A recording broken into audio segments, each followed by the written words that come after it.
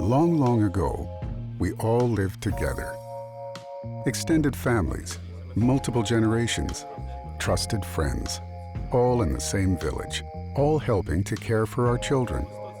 And bedtimes were special, as children were guided off to sleep by familiar voices.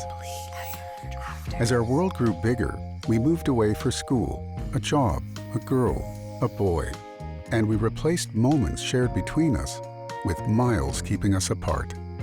The chorus of nighttime voices, which made our children feel safe and loved, dwindled down to the sound of a lonely parent as bedtime became smaller and smaller. Until now. Hi, my darling Eliza. This is your Nana. I'm all the way in New York City, but in my heart, I'm cuddled right up next to my little rainbow girl. Hola, mía. Soy tu grandma. Te quiero mucho. It's your friend, Mr. Rex. Let me hear your roar, Sarah. Let me hear your roar loud.